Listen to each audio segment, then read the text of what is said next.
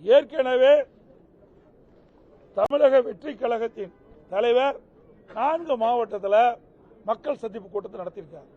திருச்சி, அரியலூர், நாகப்பட்டினம், அதுபடுத்து திருவாரூர், அதுக்கு பிறகு நாமக்கல், அப்புறம் தான் கரூருக்கு வந்தார். ஏற்கனவே 4 கூட்டத்தில் எவ்வளவு மக்கள் அந்த நிகழ்ச்சியில் பங்கு பெறுவார் என்று காவல்துறைக்கு தெரியும், உளவுத்துறைக்கு தெரியும், அரசுக்கும் தெரியும். அதற்கு ஏற்றவாறு இடத்தை ஒதுக்கி இருக்க வேண்டும். அவர் கேட்ட இடத்தை ஒதுக்கல.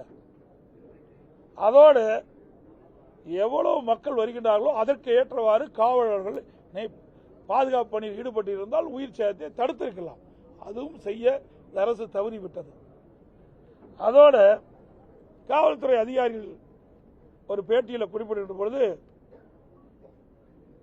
தமிழக வெற்றி கழகம் கரூரில் மக்கள் சந்திப்பு கூட்டத்தில் 500 காவலர்கள் பாதுகாப்பு பணியில் ஈடுபட்டு சொன்னாங்க. அப்படி தொலைக்காட்சியில் நான் பார்த்தேன், ஊடகத்தில் பார்த்தேன். ஆனால் அப்படி 500 பேர் அந்த மக்கள் சந்திப்பு கூட்டத்தில் காவல் இருந்தால் என்றால் இல்லை என்பதுதான் தெளிவாக தெரியுது. எல்லா ஊடக நபர்களும் இங்கே இருக்கிறீங்க, எங்களுக்கு எல்லாம் உங்களுடைய தொலைக்காட்சியில் பார்த்து தான் அந்த கருத்து சொல்றேன். எவ்வளவு பேர் அந்த ஸ்பாட்ல இருந்தாங்க? இந்த மக்கள் சந்திப்பு கூட்டத்தில் தமிழக வெற்றி கழக தலைவர் பேசுகின்ற பொழுது எவ்வளவு காவலர் அந்த இடத்துல இருந்தாங்க? வெளியிலெல்லாம் நிறுத்தலாம் கணக்கு போட்டு ஒரு அறிவிப்பை கொடுக்கிறாங்க. ஆனா பாதுகாப்புக்கு எவ்வளவு பேர் நிற்கவில்லை என்பது தெளிவா தெரியுது. அதோட